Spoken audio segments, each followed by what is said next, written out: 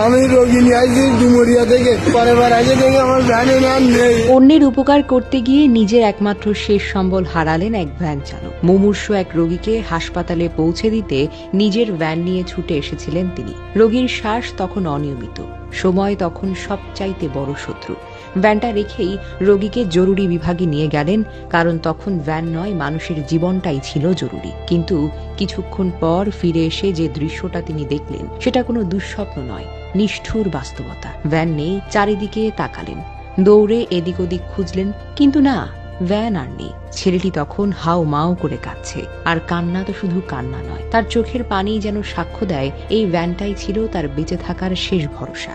এই ভ্যানেই তার সংসার চলত, এই ভ্যানেই ভাত উঠত চুলায়, এই ভ্যানেই ভবিষ্যৎ দেখত তার পরিবার। ঘটনা ঘটে খুলনা মেডিকেল কলেজ হাসপাতালের জরুরি বিভাগের সামনে, একটি সরকারি হাসপাতাল যেখানে প্রতিদিন শত শত মানুষ জীবন বাঁচাতে আসে।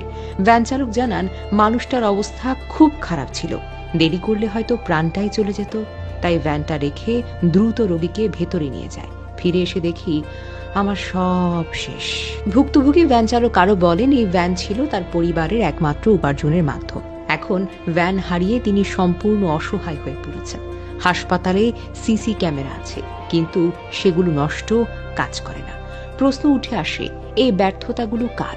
একটি সরকারি হাসপাতালের জরুরি বিভাগের সামনে দিনের আলোয় পরিবারের একমাত্র উপার্জনের সম্বল চুরি হয়ে যায়, আর কেউ কিছু দেখতে পায় না। কেন ঠিক করা হয় না সিসিটিভি ক্যামেরা? কেন নজর নেই কোনো কর্তৃপক্ষের? এ ঘটনা নতুন কিছু না, একেবারেই শোনা ঘটনা। প্রায় শোনা যায় হাসপাতালের চত্বরে চুরি, গরিব মানুষের সর্বস্ব হারানো, তবুও কেন কোনো স্থায়ী ব্যবস্থা নেই? তাহলে কি দায় শুধু চোরের?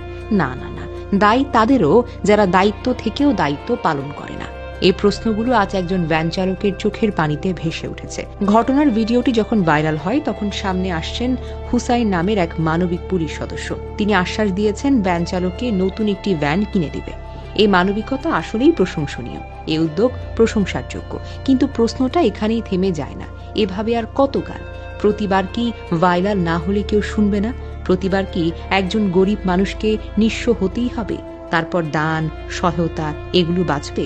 মানবিক হওয়াটাই যদি শাস্তি হয়, তাহলে এই সমাজে ভালো মানুষ হয়ে বাঁচার জায়গা কোথায়? আর একজন ভ্যান চালক কাঁদছে, কাল হয়তো অন্য কেউ কাঁদবে। এই গল্পটা শুধু একটি ভ্যান চুরির ঘটনা নয়, এই গল্পটা ব্যবস্থার ব্যর্থতার, দায়িত্বহীনতার আর গরিব মানুষের অসহায় হওয়ার গল্প।